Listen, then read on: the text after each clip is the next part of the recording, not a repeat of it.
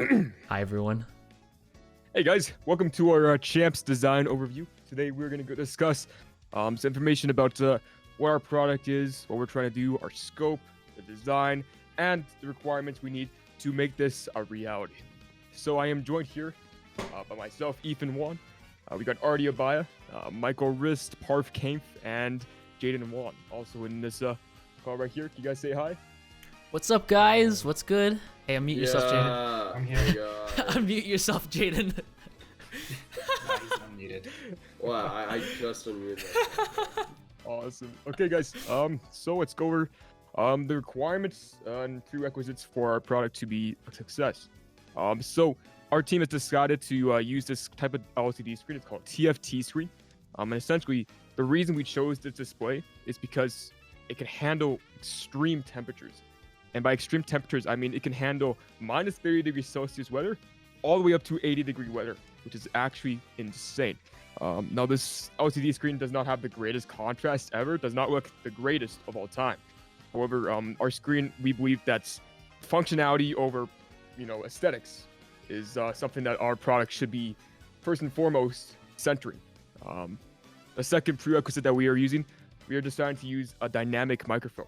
Actually, as you can see right here, this right here is also a dynamic microphone. And essentially, the reason we've chosen this sort of microphone for our product is because we want to make sure that this microphone is able to not only pick up voices extremely well, but can actually parse out background information that is not needed. If you have ever driven on the road before, you guys do know that background noise while driving is definitely a huge concern of ours, because not only will it disrupt the user experience because the microphone might pick up unwanted background noise, it will actually just make it harder for our systems to actually parse the statements that the users say into our Raspberry Pi, which will be then sent to the display. And we'll go over that in a second. The third prerequisite that we need is our mounting system. And we've decided to use suction cups for this section. So the screen is going to be mounted on the back windshield and the front windshield of the vehicle. And these materials that the windshields are made out of actually handle suction cups extremely well. And what I mean by that is that they're able to handle weights up to 13 pounds, which is actually insane. And if we put in multiple suction cups, it can withstand more weight. And these LCD screens that we are using only weigh like 26 pounds. So we only need, in reality, 2 suction cups to make this system or screen stay in place. The fourth thing we're decided to use is UPS. It's an independent power supply. The reason we've chosen to actually use an independent power supply for our project is because when the vehicle is not in use, we want to make sure that the screen is still able to project information for users that are walking by the vehicle. And this information can be information about parking information, could be information about health information, and so forth. The fifth thing that we're at the prerequisite for our project is a vocabulary filtering system. And essentially, what we're going to do here is we're going to make this a database that essentially goes over and parses out explicit language to make sure that the statements appear as PG friendly as possible. And we'll go over in that technology in a second. And the sixth prerequisite that we're using is a Raspberry Pi. Now this is going to be a Raspberry Pi server, and essentially it's going to not only act as a database center, it's also going to act as the center that operates the screen technology and voice recognition system. So, what is the purpose of our product? The purpose is we're trying to improve on-road communication. So essentially, as it stands right now, while we're on the road, it's difficult to really project information that might be crucial to other drivers on the road. Now, this information could be like, say, one of your rear lights goes out in terms of your blinkers to differentiate which direction you're turning. Now, if this happens, usually you have to use hand signals. Essentially, what we're trying to do here is, if such an incident were to occur, you can project that information to drivers that are either behind you or also in front of you to not only help with being able to turn into different lanes, but also project that information in a nice, clean, and proficient way. Essentially, this covers the written information about critical information. This is the prime example of what I'm trying to describe here. And essentially, we're also trying to create a friendly and safe driving environment. So as it stands right now, there's not a lot of positive experiences people find on the road. So when they do come across very positive experiences, we want to support that behavior and make sure that other drivers on the road understand that they're continuing support to make sure that driving is a positive experience is not only supported, but is also appreciated. And that's the best part. And lastly, roadside assistance. Of course, when say another incident appears where like either your tires goes out or your battery dies or your engine dies, something like that, essentially what we can do here is you can put on your hazard lights while you're on the side of the road and not only display information on the back of that windshield about what kind of problem you're occurring, but also display to users on the road that maybe they should just slow down a little bit when they're passing by. I've had an incident in the past, this is a personal experience, where one of my family members actually had their car up and down on the middle of the road. And they pulled over into one of the hazard lanes, put their hazard lights up, did everything correctly. But other drivers on the road continued to speed right past her, like with 80 miles per hour and stuff like that. And this was on a really busy highway. So alerting other users to make sure that this sort of behavior is not encouraged, and also just alert other users to make sure that they understand this is a critical situation. They did not just pull over just for fun. And that brings us over to our project scope. What is this project scope?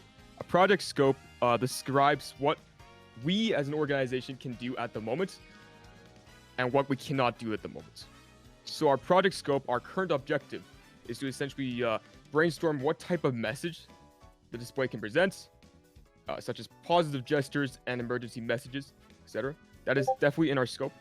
Another part of our scope is to design a prototype to make sure that this design is actually viable.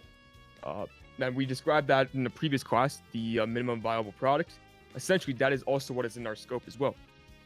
Unfortunately, as of right now, we do not have the means of manufacturing this sort of product. If we design that product correctly, we do not at the moment have the means to manufacture this product. Another thing that's out of our scope is making it so the product is standalone and does not need the user to configure by themselves. So that is our product scope. Now we get into our technical design. So what we're covering right here is our hardware technical design. And essentially, this covers the hardware aspects for our project. The first hardware elements that we use is the LCD screen, of course. Now this LCD screen is going to display information for the user to be able to read off of. The second hardware part of our hardware design is our Raspberry Pi server. So essentially what this is going to use is it's going to act as a database center as well as a communication center for our LCD screen. And third is our microphone. So something like this, a dynamic microphone, is going to be used to capture audio and then parse the statements that the users say. And fourth is our mounting mechanism, which is going to be the suction cups that are going to be mounted onto the back of the windshields. And fifth is our UPS, which is our universal power supply, which is going to be used as a backup power supply in case either the car shuts down or if the user is not using the vehicle and still wants to display messages while the vehicle is inoperable. Now, this is our software technical design.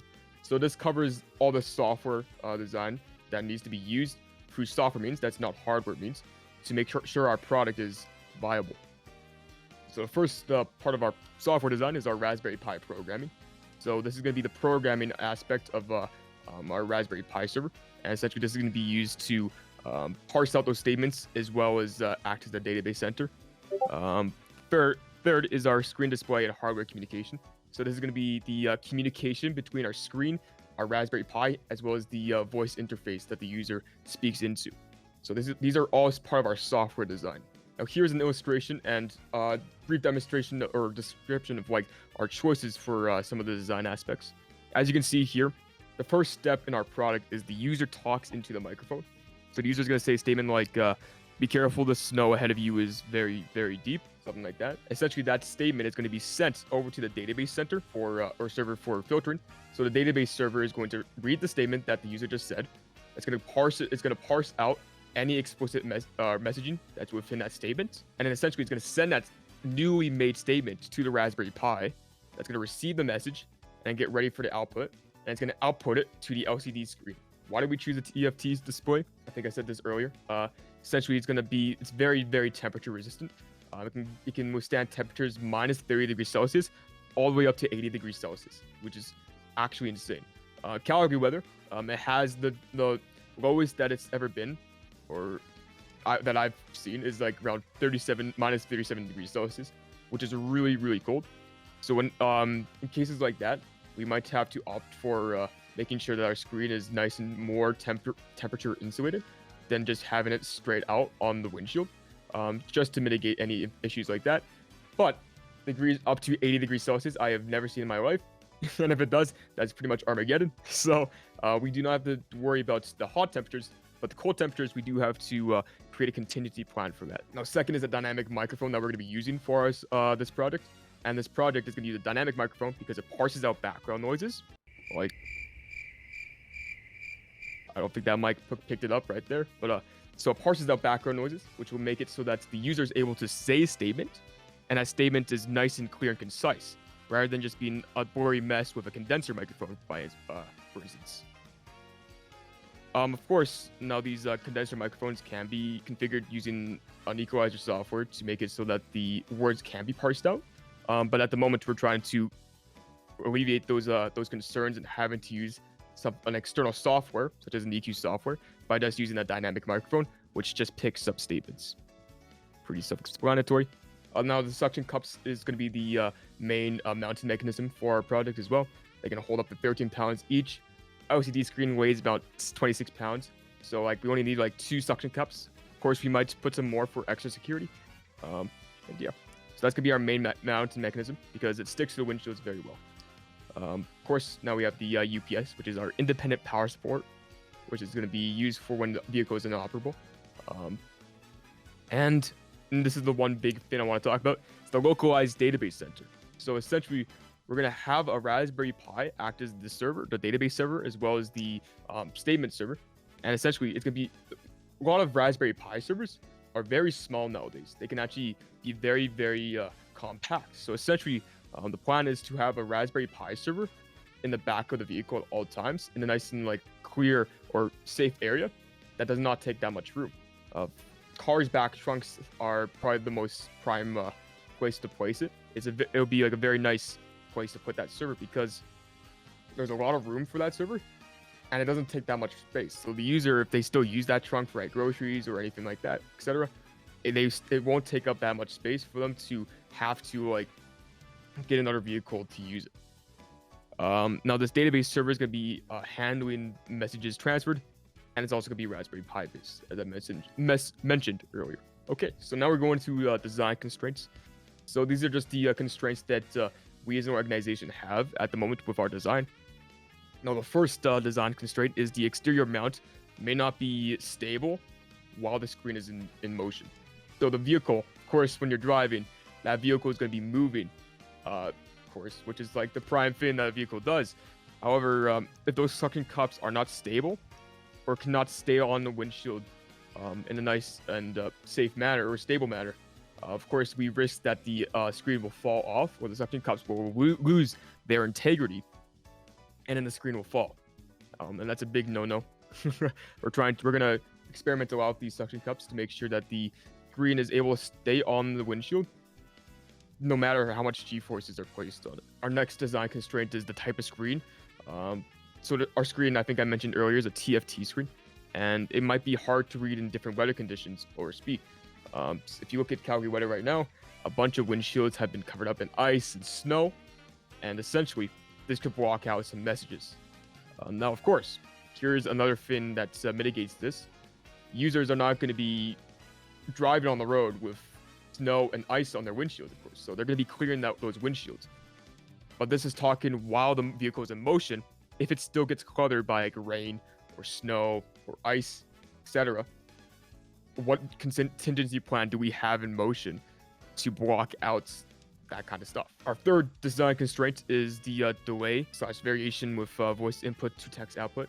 So this is talking about the amount of time it takes from a user to say a statement to be displayed on the messaging board. Now this is a very important design constraint. If we say a message and then 5 minutes later it finally displays the message, well then it's already too late, right? So essentially what we're trying to do is we're trying to make it so that the moment the user mentions something, it'll be parsed out any explicit language we parsed out in a nice time manner, and it then be displayed on that display. If the server takes its time to display that information, and it's like 10 minutes later, that's not viable. That's not part of our minimal viable product. The fourth design constraint that we have is the programming skills required to construct a voice control system.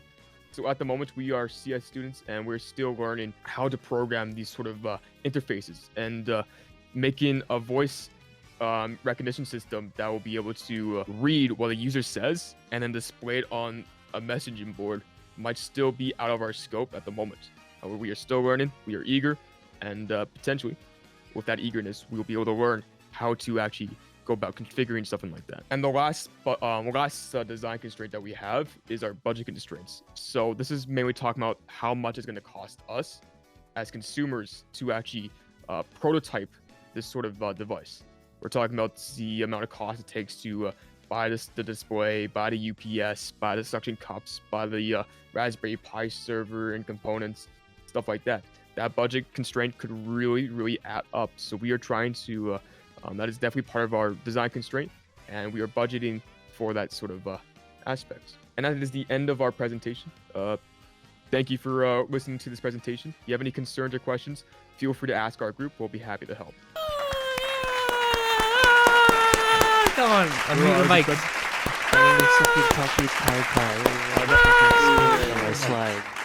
Miranda on top. I don't know, Miranda man. on top. When I'm talking, bro, I just keep talking.